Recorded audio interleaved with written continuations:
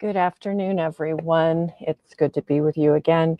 And here it is August. It's a beautiful day and it's not hot. So I'm enjoying the outside weather. Um, it's actually so cool. I'm wearing long sleeves. Wow. Anyway, I'll enjoy this weather while I can. I hope you're having a beautiful day too, no matter where you are. My day and my afternoon is always better when I have my tea. Okay, so here we go. Today I want to talk about something that I very frequently allude to, and I wanted to go into it more in depth. And so I'm adapting a talk that I gave at the Natural Hope Herbals Wellness Day, back in late June. It was very well received then, and I want you to let me know what you think, what your thoughts are when we're all done. But the topic is one that I hope will open your mind to ways that you can help your body and your family's physical health, both in healing and maintaining good health. It's super important, but I also want to affect your bottom line. So over the last 30 plus years, as I've been studying nutrition, I'm always seeing supplements, and there's always another supplement for this and another supplement for that. And I used to spend a lot of money on supplements, but I started to ask myself, but wait a minute, shouldn't we be getting our nutrients from food? And shouldn't we also be healing with food? And so for that reason, today we're going to talk about the topic of food before supplements. There is a place at times for supplementation, for something in a bottle. But what I want to address is that there are a lot of problems with supplements. Always, whatever company they come from. And there definitely are some that have much better products and fewer additives. But most supplements have problems, including digestibility, absorption. Can we even absorb the nutrients that we're trying to put into our bodies that we're spending a lot of money to get? Many are made from questionable ingredients such as coal tar or petroleum. That sounds pretty nasty, doesn't it? Well, look up citric acid. Where does that come from? Even all of those expensive fish oil supplements and cod liver oil. Generally, I'm going to give you some very specific brands and things to look for so that no matter what, you can avoid the toxic substances and the unnatural substances. But also, another problem is that God gives us everything in a package. You hear me say that over and over again. When we isolate the nutrients, we have problems with absorbability and metabolizing, as well as causing imbalances in nutrients. I think that most supplements, are short-sighted and can actually cause problems. And besides that, they're so expensive. So let's move on and try to find some better answers. How can we get the nutrients that we need to be healthy and to heal? Well, to begin with, you also hear me saying, and I just mentioned it about that God gives us food in a package, and that beneficial foods are always whole foods. That doesn't mean, again, that sometimes there isn't a call for something more isolated, but it should still be natural in form. But this is an unusual and exceptional case. For the most part, we want to get our food, or rather our nutrients and our healing agents, from actual food, just like the foods of the Bible. So God gave us everything in a package, When we take these packages apart, we damage nutrients and create imbalances within the body. Isolated nutrients are often the cause of imbalances and also allergic reactions.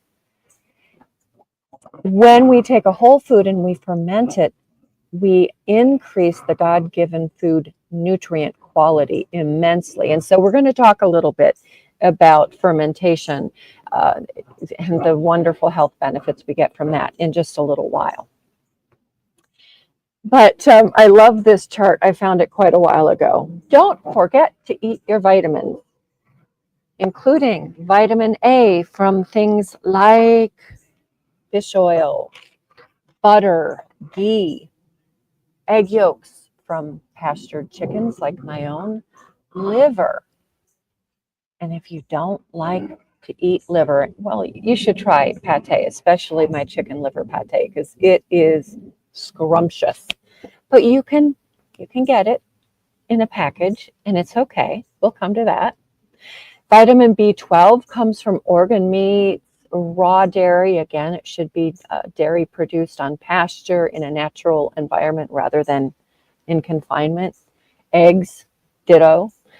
Beef, pastured, wild-caught fish. Vitamin K2 we find in raw cheeses, in dark meat chicken, egg yolks, liver. Vitamin K2 is really important.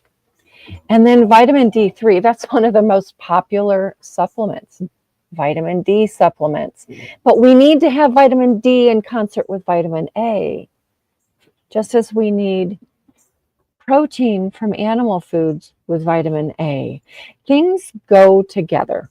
I love this actually as someone who loves to feed people. I love to cook. I love to create recipes. I love to throw out feasts.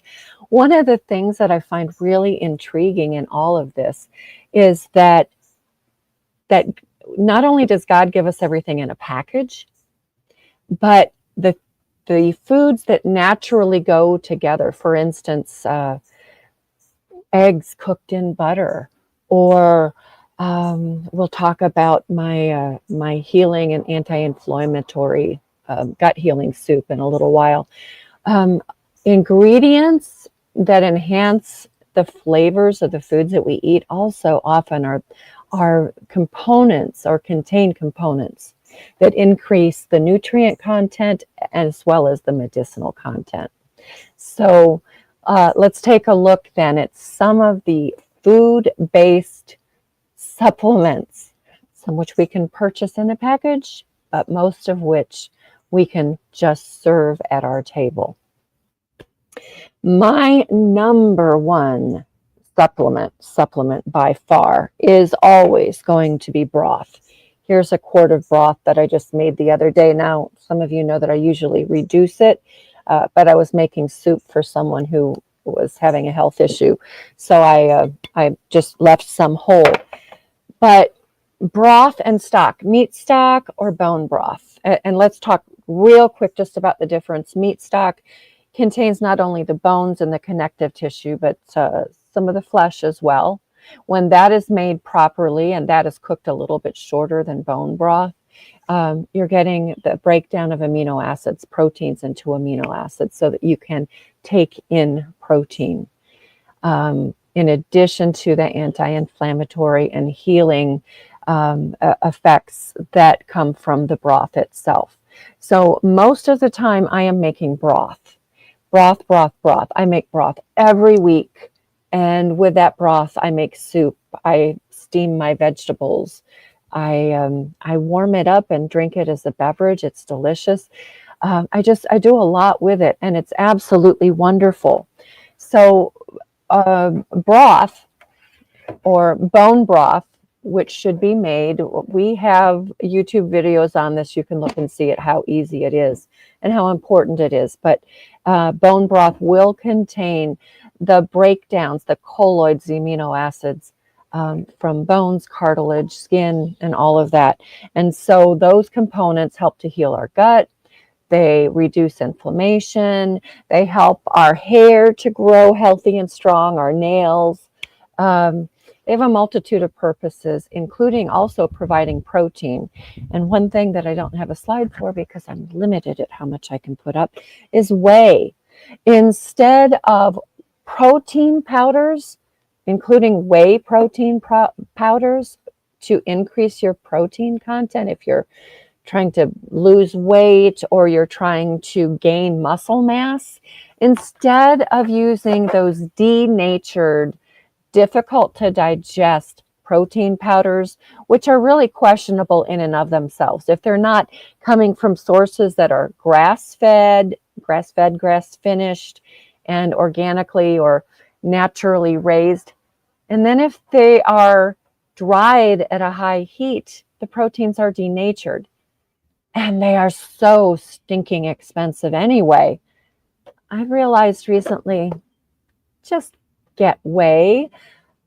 You can take whey off of yogurt, but you also can probably find a farmer near you that maybe makes cheese or yogurt, and they will sell you their whey. So I have a herd share here in Virginia, and every week I order 1/2 gallon of liquid whey. And I'm sorry, my husband is calling me. I forgot to put it on airplane mode. Anyway, he is the main recipient of this whey. I make protein-rich and antioxidant-rich smoothies every single morning. Actually, not every single morning. I make enough for 2 or 3 days at a time just to make it easier. I'm doing airplane mode right now if I can find it. There we go. Okay. I'm sorry about that little interruption. So instead of protein powders, stock and whey. And then the stock or the broth will help to heal your gut at the same time. So here we go. That's my number one, my absolute number one supplement, so to speak. And then in order to get more of the nutrients from animal foods that you may not find real palatable, you can buy them from a company like Ancestral Supplements. Now, what you want to be sure of is that they come from sources where they're properly raised and clean, not from conventional farms. And you don't want a lot of additives like magnesium stearate, for instance. You just want the powdered desiccated organs. I currently am using the beef thyroid from Ancestral Supplements. I've had a slow thyroid for years, and I just have been negligent to address it recently. And I've been feeling it, let me tell you. So I started to take this recently. Ancestral Supplements had a good deal, and we do have a link on our website, of course, and there will be one in the show notes for their products. But I have to say that a lot of people I know just can't stand organ meat, or they think they can't stand it, but maybe they haven't tried it the way that I use and make it. But in the absence of eating a piece of liver or pate, or I grind heart, for instance, into my muscle meat, or have the butcher do that. In absence of that, Ancestral Supplements, or a company like them that sources cleanly. This comes from New Zealand and Australia. Grass-fed, grass-finished, hormone, pesticide, and GMO-free. No fillers and no anti-caking agents or flow agents. So there is that. It's much easier to take. And I take one of the thyroids every morning. I've been doing it now for just about a week. I think a week and a half. And man, am I feeling a difference. I'm getting, I have a lot more energy. That was one of my issues. Energy, weight, and some other things that go along with hypothyroidism. So that thyroid supplement from Ancestral Supplements is definitely helping me immensely. Okay, I did not get, let me back up a moment also to mention Pluck. I had to reduce my slides again because of, anyway. Pluck seasoning is another way to kind of microdose to get the nutrients from organ meats. every day. So I use this on my eggs. I put it in soups and stews and pasta dishes, just about anything I'm making. This one is almost empty, so I need to order more. There are several different flavors, but we really do like Pluck. Both Erin and I, we use it every day and really enjoy it. So another way to get some organ meats into your diet. Okay, now back to cod liver oil. Cod liver oil, you might call a supplement. It is a supplementary nutrient. But most cod liver oil is highly processed, damaged, and taken apart, deconstructed. What we want, again, is the whole food. We want the whole food, not taken apart, because that way we keep all of the nutrients in proper proportions. We're not missing anything and nothing is damaged. The only cod liver oil that Erin and I use, honestly, is the Green Pasture product brand of cod liver oil. It's fermented. The fermentation dramatically increases, for instance, the vitamin D spectrum and quantity. So it is a wonderful, wonderful food. This one is mixed with butter oil, just as on the slide. Dr. Weston A. Price found that when he combined pure cod liver oil with butter oil, that the two work synergistically and really multiply the health benefits. So for vitamin A, for vitamin D, instead of taking a vitamin D supplement, for the essential fatty acids and all of the benefits that come with that, cod liver oil, the only pure, clean, well-sourced, unadulterated, not messed with cod liver oil, and Green Pasture products is our very favorite. So there we go. That's my number one supplement that I buy that I don't make in my kitchen. This is the thing I will never do without. It makes such a positive difference in my skin. And I will say, I was going to use a Band-Aid today and I forgot, but I'm actually using black salve on my face right now. We'll get to herbs for medicine. I have a lesion on my face and I'm treating it with black salve. So please ignore the huge black spot on my face. I can tell you I've used it before. It works wonderfully, but we'll come to that later. Okay, cod liver oil. Now, probiotics is another really big segment of the supplement market. I often have animals climbing up. There, down he goes for the puppy to chase. Oftentimes people do get benefit from some probiotics, but it's very difficult. Most of them are largely dead by the time you bring it home from the store or take it from the mailbox. We have used Dr. O'Hara's, and that has been very good. We use Ion to help heal my husband's gut issues. I did not bring that out to show you, but Erin will put links in. But primarily, I'm looking to food for probiotics. And my number one, most favorite is that Trimona yogurt. See, I always have it in the fridge. I also use this as the culture to make my own yogurt with raw milk. But this is, it's made with whole milk from pastured cows. This is with the A2 protein profile that many cows have, but most do not. So it's more easily digested. It has 5 active cultures instead of just 3, which is more standard, and it's cultured for 24 hours. So that ensures a richer probiotic, natural probiotic content, while at the same time greatly, drastically reducing the lactose or the milk sugar content. That's really important for healing. And you can make your own. So on the right is the yogurt maker that I use, and I really, really like it. It works. It's so easy. I can just set it for a 24-hour cycle at 110 degrees and fill my glass cups, or sometimes I just use a glass dish, and then 24 hours later I have beautiful yogurt. I also do an L. reuteri or L. gasseri strain from time to time, which I then culture for 36 hours, and this yogurt maker handles that. So we have links for that as well. But what I'm telling you really at the core is probiotics should be coming from your food, not from a supplement most of the time.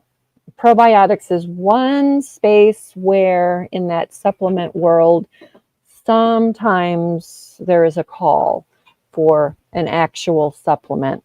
And I think we'll probably talk about that at some point in the not too distant future. We'll talk about gut healing, and we'll talk about that with Erin because that is her specialty. Okay, next, we're going to talk about fermentation. I didn't bring out my yogurt, but I did bring out, or rather my sauerkraut, but I did bring out my juice. So we'll come to that in just a moment. Fermentation is an age-old means of preserving food, along with drying and salting or fat curing. So it is one of the most interesting, tasty, and exciting means of food preservation that there is, because of the wide range of benefits beyond preserving your food. So fermentation increases dramatically the nutrient content of any food while decreasing the carbohydrate. Remember, I talked about fermented cod liver oil. The oil itself is not fermented, but the cod liver oil is. The cod livers are fermented, and in the fermentation process, the oil is released. But in the process of fermenting the livers, I mentioned how vitamin D just increases exponentially. Well, that's the same with anything that you ferment. So if you're looking for good, sound nutrition, fermentation is the way to go. And it's easy. The hardest part is cleaning it up when you're done. Fermentation is super easy. So in addition to increasing the nutrient content of foods and decreasing carbs, which is important, especially when you're healing a gut, it also, when you're fermenting grains or seeds or nuts, they're all seeds, fermentation significantly reduces anti-nutrients and lectins, phytates, I'm trying to think of more. There's the things that irritate your gut and reduce your absorption of nutrients. So if you're talking about grains, nuts, and seeds, fermentation is really important, and that's why we make sourdough bread or consume sprouted oats instead of quick oats. With many vegetables, fermentation also reduces or eliminates goitrogens and oxalates. I didn't bring my energizing morning blend out, and we have a slide for that anyway in a moment. But whenever you are consuming fermented greens, you're not only increasing nutrient content, but you're decreasing the oxalate and goitrogen. That is important. Stop putting kale, spinach, and chard into your smoothies because they're high in goitrogens, which suppress the thyroid, and oxalates, which form kidney stones. We're not meant to consume those things raw. They either need to be cooked or fermented. So that's another benefit of fermentation of leafy greens. Fermentation also produces digestion enhancing components and enzymes that cleanse the gut. So the enzymes help to break down fats and protein in the gut, so you absorb and utilize those nutrients. But also it helps to keep your gut clean and keep the microbiome in balance rather than out of balance, where we will start to have issues. It also detoxifies, so it helps our liver and our kidneys to throw off the toxins and dump them through our urine and our poo and even our sweat. And then it also breaks down abnormal tissues. So I've recommended fermented foods for people who are suffering from polyps and polycystic ovarian syndrome and even cancers.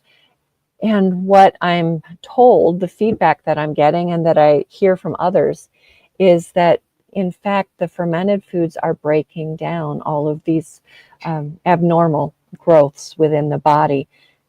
Those growths, I believe, even cancer, they're there to protect us. But when we continue to take in toxins and things that our body can't handle otherwise, we have these growths forming. Well, the fermentation not only breaks down those growths, but it also eliminates the toxins and eliminates whatever it is that the body is trying to sequester away. So that is a very important part. And besides that, it's the best way to preserve the harvest. So why not? Here's an example of some fermented foods. On the left-hand side there is my crock filled with sauerkraut. We have fermented pickles. We have mango chutney. Oh, so delicious.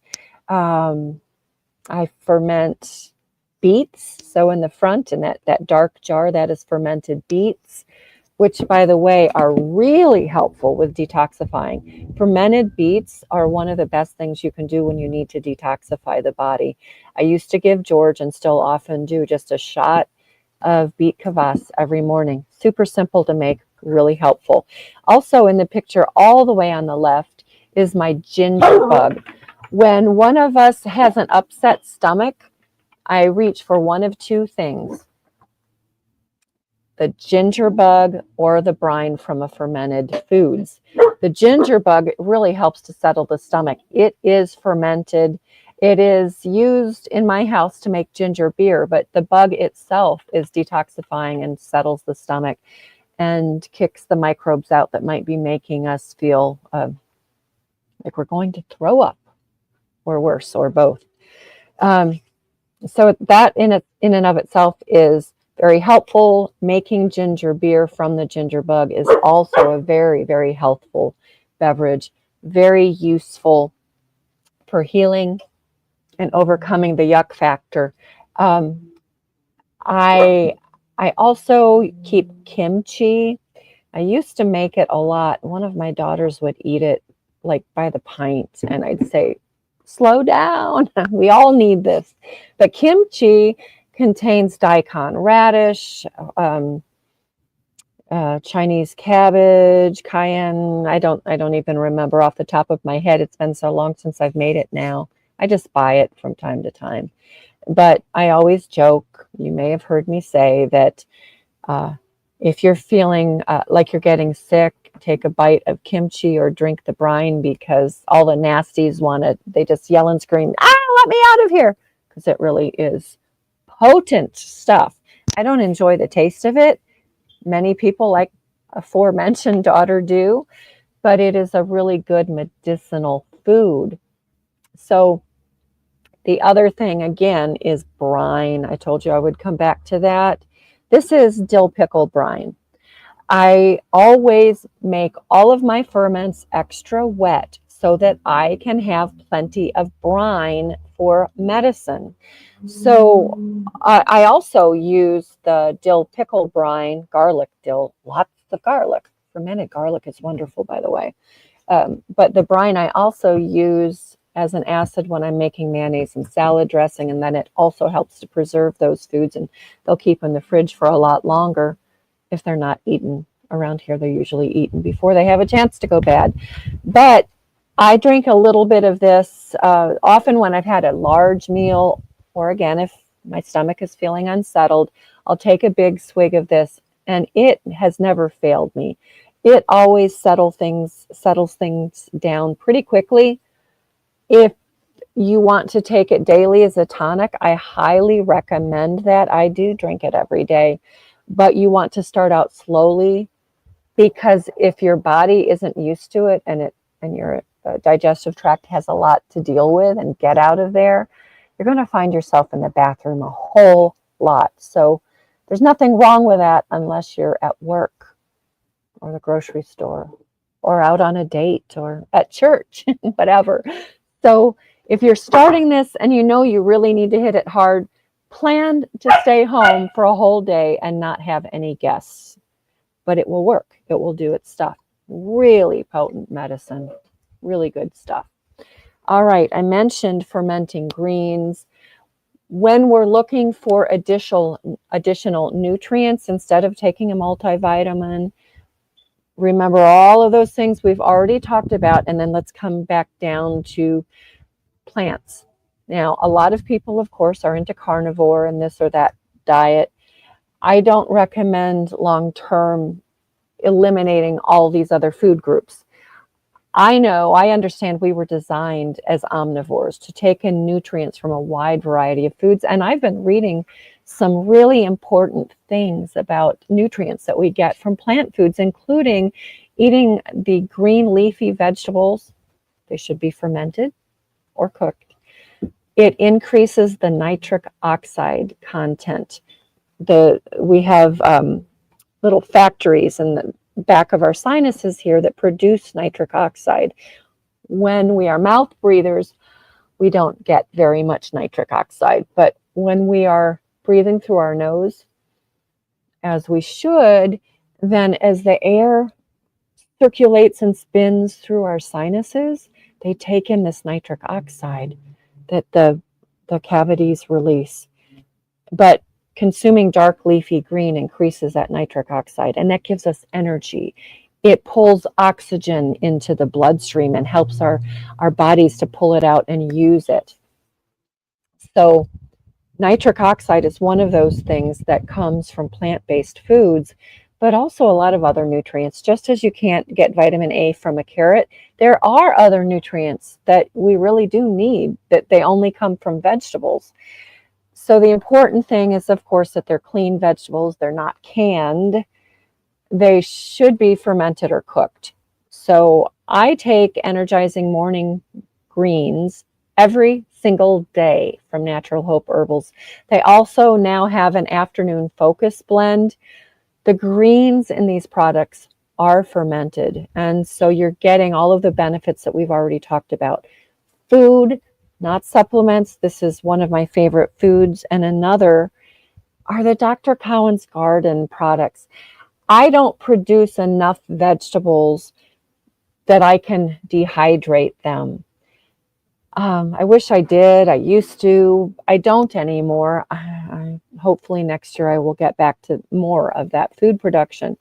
But it is very easy for me to buy the Dr. Cowan's Garden products, and they have a wide array of vegetable powders, including threefold savory, threefold sweet. They have a root blend that I really like. They have a horseradish. I can't even think of all of them. Low oxalate greens. But these are all either biodynamically or organically raised. Some are wild harvested. They do come in these, if I say it correctly, mirin jars. They're dark green, dark brown green. So they protect from UV rays that damage the nutrients in the vegetable product. But they also sell refill packs. I store whatever I'm using currently in the jars. I have 6 of them, 6 different powders in my spice cabinet. And then I have refill powders. I wish I could tell you all of them. I really love them.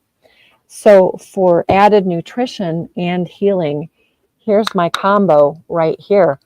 Stock and Dr. Cowan's Garden vegetable powders. I'm not just trying to sell you stuff here.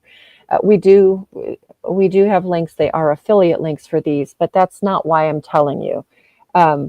These products are really wonderful. They're super nutritious. They're clean. You just can't find anything better. And I add a teaspoon to a tablespoon, depending on the size of the pot, but I'll add that when I'm making soups and stews. A lot of times that's all I do. For a quick lunch, I'll just warm up chicken stock and add some of this. It's delicious, and I know I'm getting really good nutrition. And again, I'll have my energizing morning blend in the morning, sometimes in the afternoon too. Okay, along with that, I'm going to say salt. Real salt, whole salt, Celtic sea salt, Himalayan pink salt maybe. I don't like it.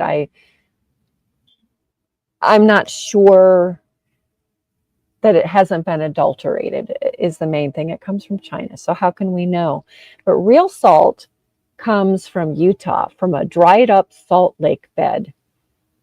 So it hasn't been touched by pollutants and radioactive things like from Fukushima that happened some years back. It's just clean, pure, whole salt. And it is a very needed nutrient. We can't go without salt. Get rid of the purified salt. But whole salt is something that is needed by every cell in our body. It's an important part of the metabolism of every metabolic process. It's an important part for digestion. It's needed to make digestive juices, for instance, by the gallbladder, or the gallbladder stores rather. The adrenal glands need it. I used to stuff capsules every day for my husband because he has very weak adrenal glands. And I've been meaning to go back to that. So reminder to self, stuff salt capsules for your husband. So salt goes along with the stock and the vegetable powders, but anything else, anywhere you can use it, do use it. Now let's talk about herbs, which we use also as food. I just love how, in particular, Chinese medicine, Eastern medicine, really gets food as medicine, as does the Jewish tradition. And all of these herbs that God gave us are healing and nutritive, but especially healing. Look at this. This is an incomplete list. Oregano, mint, ginger, garlic. It should be at the top of the list. Fenugreek, fennel, clove, sage, thyme, turmeric, basil, black pepper, cayenne, cinnamon, dill, on and on and on. Actually, you see in my background, sage, thyme, tarragon. What else do I have? I have hyssop. And I have anise hyssop, I have lemon balm, I have a variety of mints. I'm just trying to think of herbs. I'm looking around. I have basil, oregano, I have, I wonder if you can see here. I don't know if I can turn. I'm replanting some of my containers, but right in front of me there, I also have my little, it's kind of my Thai garden, and it has the tulsi and the lemongrass and all of that. So these things, these herbs add flavor, but they also add healing properties. And so I have them for both purposes. Whenever someone is having a hard time breathing, maybe they've got a chest cold or something, or their sinuses are draining or stuffed, I make a tea with thyme, mint, lavender. I have lavender and rosemary here as well. And maybe I'll toss a little cardamom or something like that in there. But these herbs are really helpful for healing, and they taste good. And there's a lot that we can do with them besides just cook them. Here are some of my favorite healing herbs: ginger, turmeric, garlic, and black pepper. And I'm going to show you my preparation. I talk about this a lot. This is my preparation of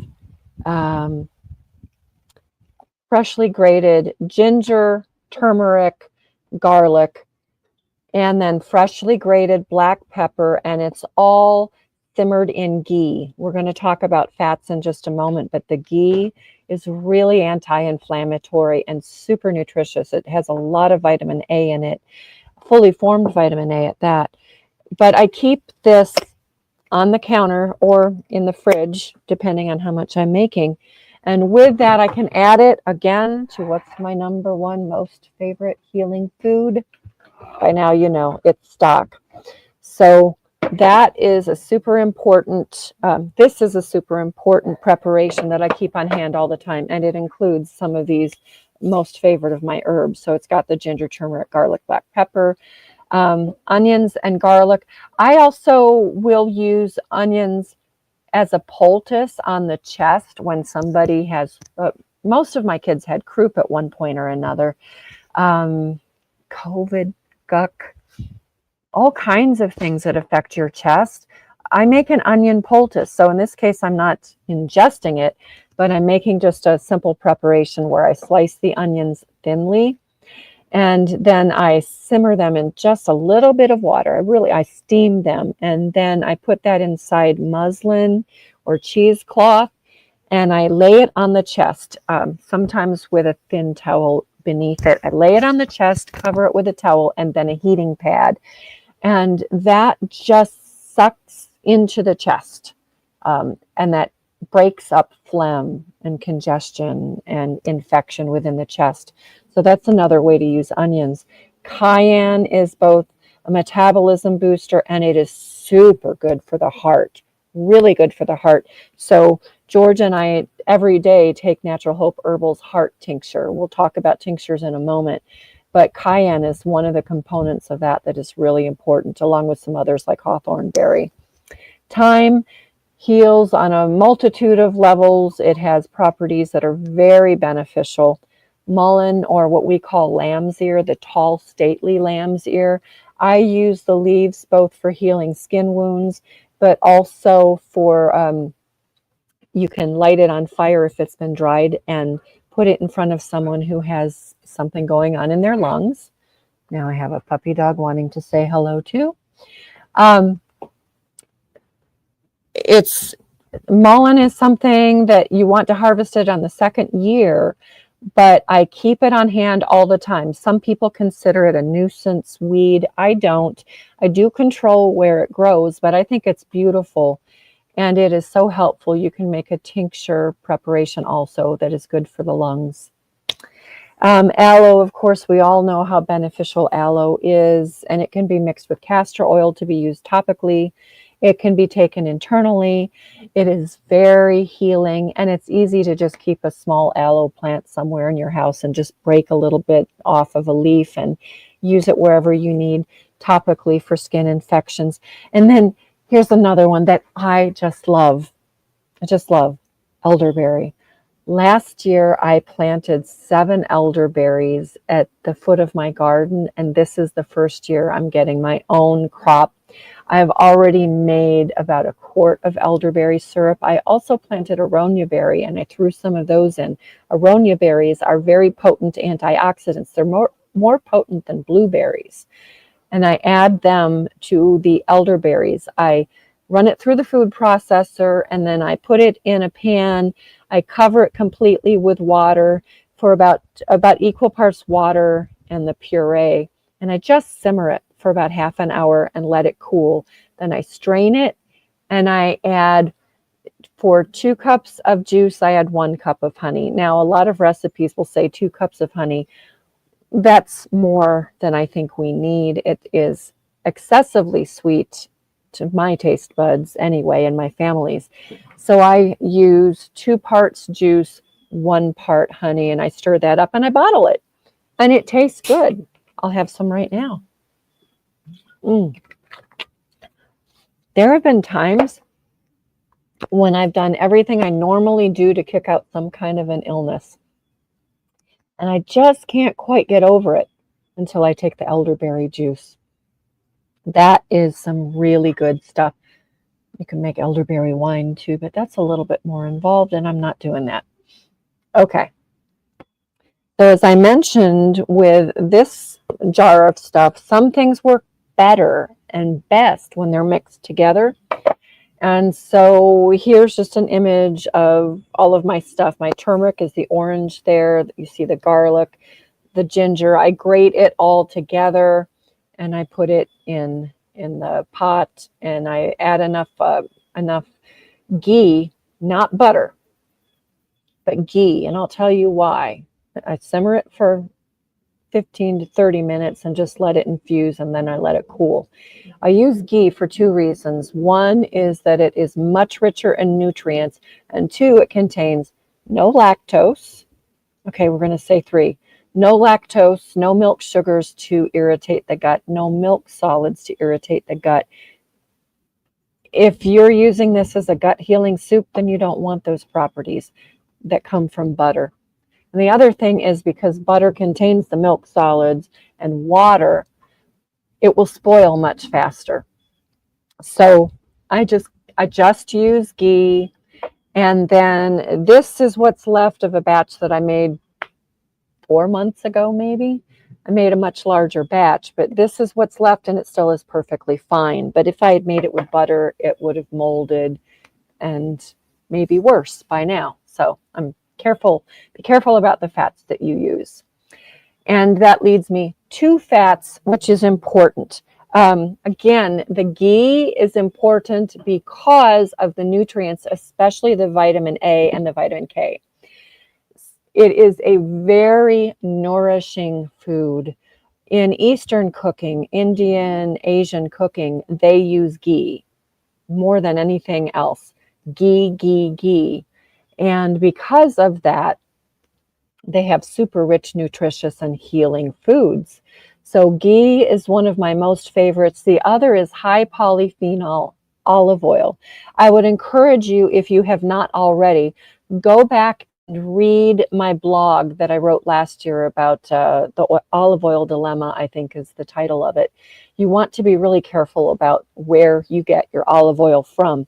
This I get from Dr. Cowan's garden. It is 1,000 plus polyphenol. The polyphenols are antioxidants, they're anti-inflammatory, and they have a whole host of other benefits. This is good for weight loss. It's good for gut healing. It's good for energy, just a lot of things. So here's my bottle. It's almost empty. I need to order more. This is not what I cook with. This has a very bitter, potent taste. This is medicinal. But I use another olive oil, good high quality olive oil for cooking on a daily basis. The Dr. Cowan's Garden olive oil, this one I use medicinally. Now they do have other lower polyphenol, but still high, just not as high as this, oils that you can cook with that are wonderful. But this one I use medicinally. So again, food as medicine. This is food. This is medicine. Elderberry, we just talked about. I'm trying to save mine from the birds right now, so I have them netted. Even my chickens jump up and eat the elderberries. But elderberry is wonderful. So we've already talked about that. I'm sorry, this slide is out of order. But beautiful and delicious and very healing. Okay.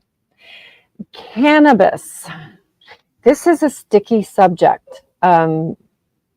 Within the Weston A. Price Foundation, for a long time, this was an absolute no-no. But now my friend Mandy Bloom, we interviewed her last year about this very topic. I believe that cannabis, just pure cannabis, is given to us as medicine. What people have done with it is the problem. It's been hybridized to be much more potent with THC, which of course is mind altering. But the endocannabinoid system of our body is there to take in cannabinol. It's so hard to say. Cannabidiol. Okay, you'll just understand CBD. These are calming to the brain and to the nerves, and they help us to heal. So I'm not suggesting that you go out and smoke a joint. Please don't do that. And some of the other things that people have done with it, like I've talked with people about this, things like shatter, and I don't even remember all the terms. That's when you want to get high, stoned, and be out of your mind. And I never recommended that. We're supposed to be sober-minded. We're not sober-minded if we're high. But if we're using cannabis properly in the proper form, then we're not getting so much THC. We're getting the CBD benefits. And I've seen people with things like Parkinson's, or people who have autism, and their brains are just super overexcited. CBD calms the nervous system down.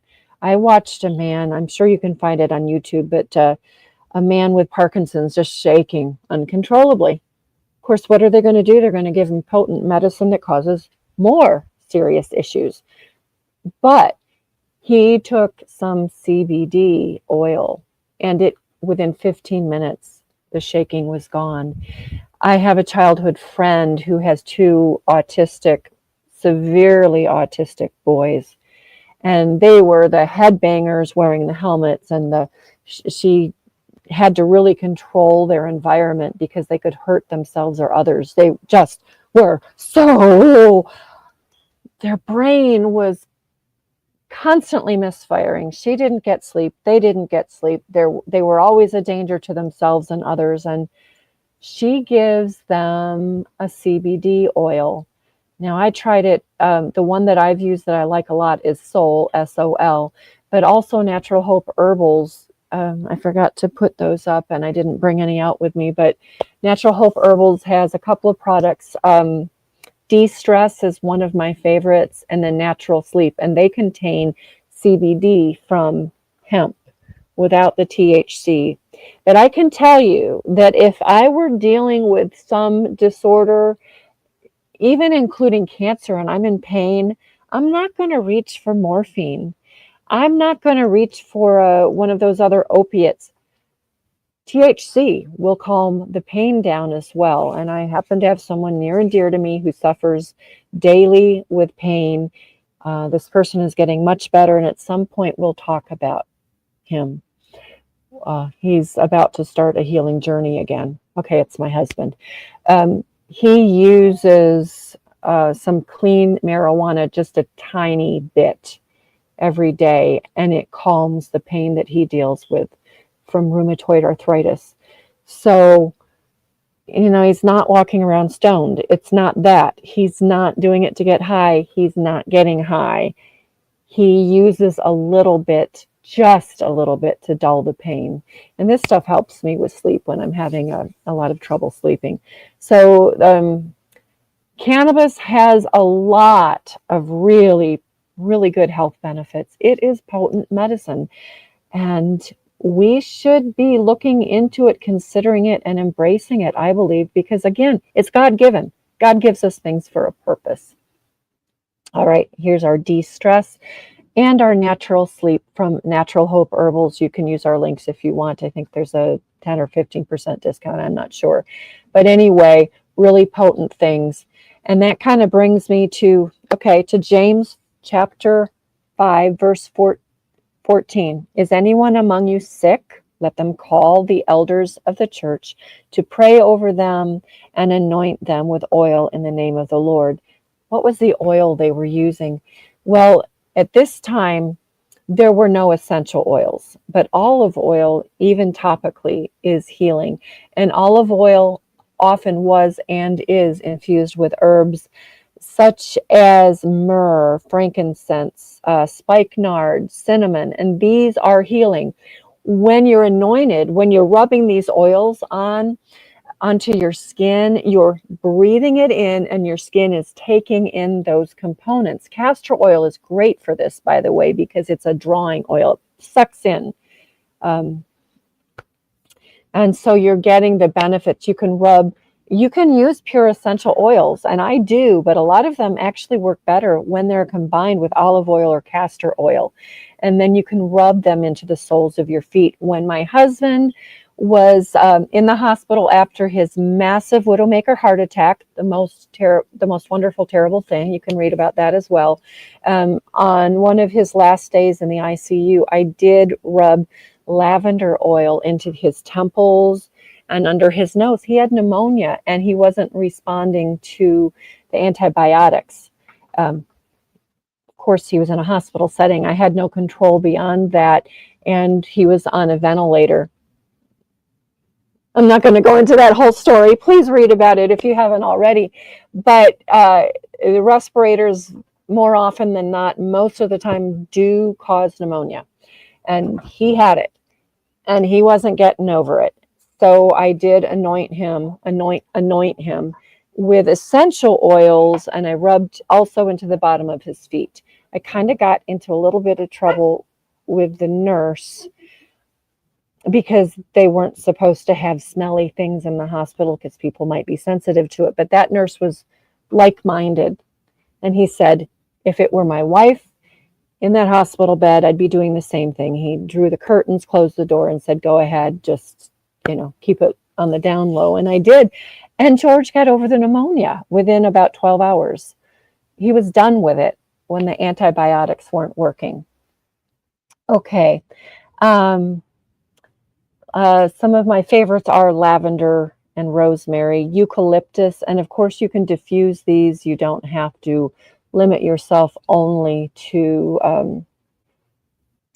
rubbing topically or taking internally. Some of these you can't take internally, others you can, but you can put them in a diffuser.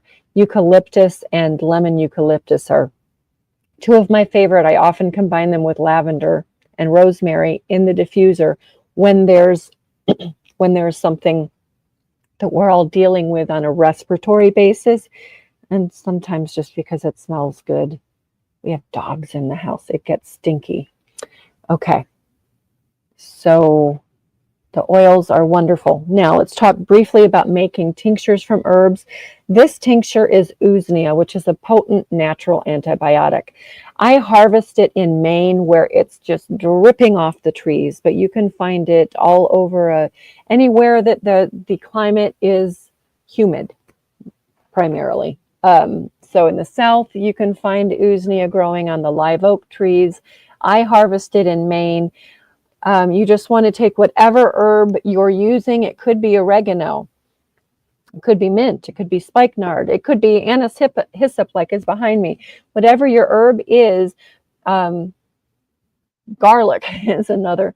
You'd want to fill the jar and then cover it completely with high potency alcohol. If you can get it, grain alcohol. Otherwise, I use a vodka. But fill it completely. Shake it up. And then I just stick it in the pantry cabinet so it's in the dark. And every day I'll shake it up, or every couple of days. And after a month or two, the longer it sits, the more potent it is. Then I will decant it. I'll strain it and put it into a dropper bottle or into a bottle such as this. Okay, this happens to be a kombucha bottle from the store, and they're wonderful for putting decoctions like this or infusions, tinctures. You can do this with elderberry as well, although I think the syrup is more potent. It's as simple as that. Most of the active components in any herb are going to be extractable primarily using alcohol. Some work with glycerin or water. Glycerin is a water base. I prefer the alcohol way more than a glycerin base for a tincture, because most of the time it pulls more components out of the plant material than a glycerite. And so, other than just a few exceptions, it's alcohol for me. And it doesn't matter. It's not going to get anybody drunk. It's not going to make your baby feel tipsy. You're using drops. You're not drinking it. So unless you have a really serious alcohol problem, alcohol is the best base for making a tincture. But it's super easy.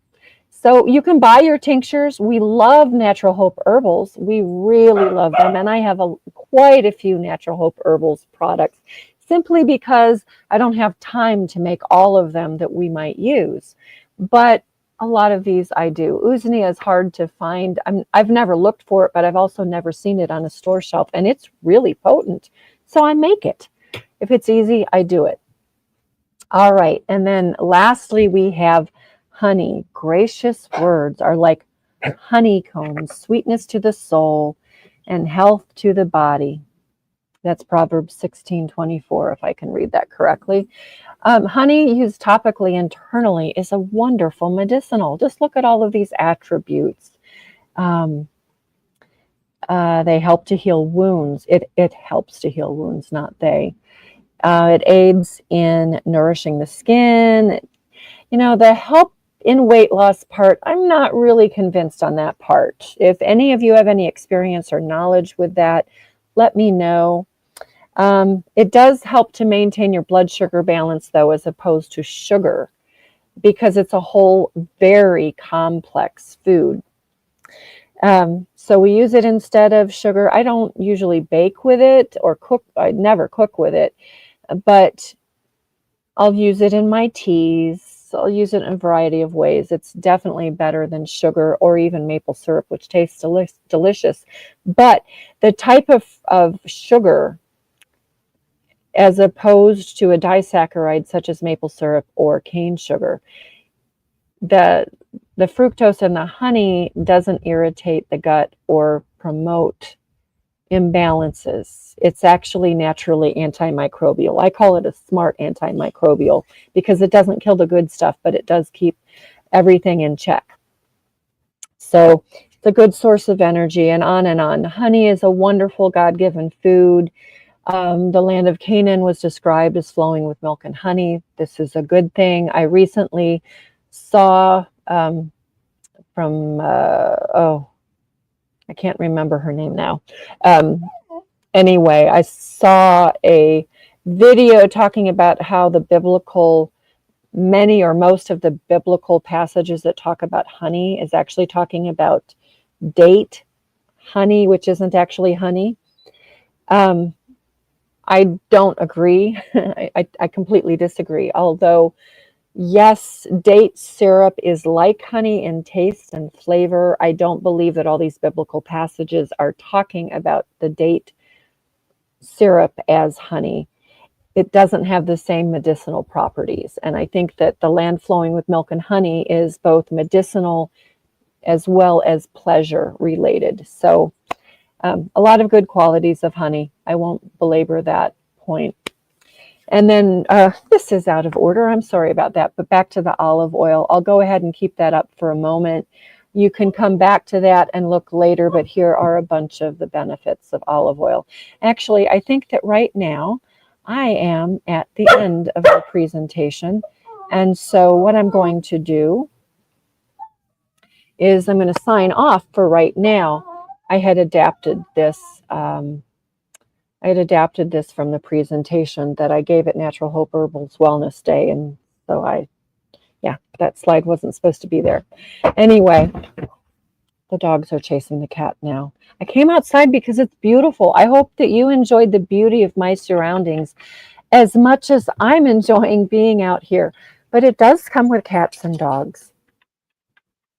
And what you haven't seen is that plant that I showed you that's beside me on my table with the lemongrass and the oregano and the holy basil. There have been a few bees hitting the last few blossoms. They've been quite happily keeping me entertained over here, and maybe distracting me just a bit too. But God's creation is beautiful. I'm really enjoying this season, both this season of the year and this season in life. And I hope that you are able to take some of my enjoyment and some of my experience. I'm still learning. So when I say knowledge, understand, I don't know it all and I don't claim to know it all. I am a lifelong learner.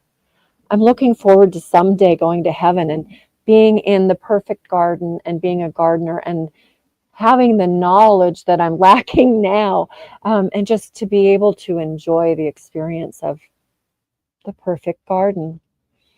But here is good, now is good, and we're going to just keep on going and growing and learning.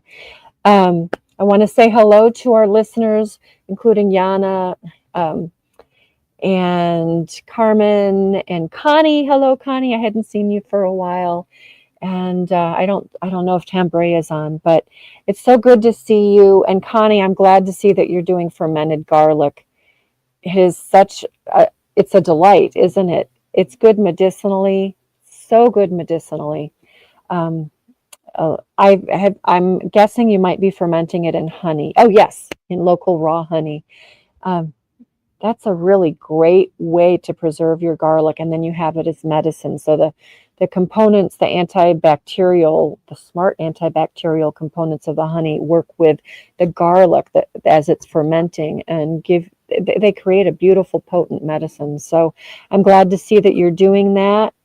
And yes, I agree that area says God makes the best foods, and He does the best foods, the best medicines, the best everything. And I just love that He started us out where? In a garden where we can grow our food and grow our medicine and enjoy the beauty of it all. I hope you all have a wonderful week. We have some really interesting shows coming up, and I'll be excited to share. Um, let me know what you think, and whatever questions you have, please, please do share these videos. If you haven't subscribed, subscribe, please, and like. It helps us a lot. So we are really thankful for your presence, and thank you, Carmen. I love to share. I love to share just as much as I love to learn. I'm changing focus with my work right now so that I can learn more and share more. So you'll hear about that in the coming weeks. But I've been looking at publications, at books and Wise Traditions journals that have been sitting, and some other issues as well. I have a Price Pottinger Foundation article open on my table. It's been there for about 2 weeks. I haven't read it yet. So I'm trying to make some changes in my life so that I can learn more, and then I'll have more to share with you. And the same with Erin. And we both are so grateful for your friendship and that you're all here. Thank you. You guys have a great week, and we'll see you next time. Bye-bye.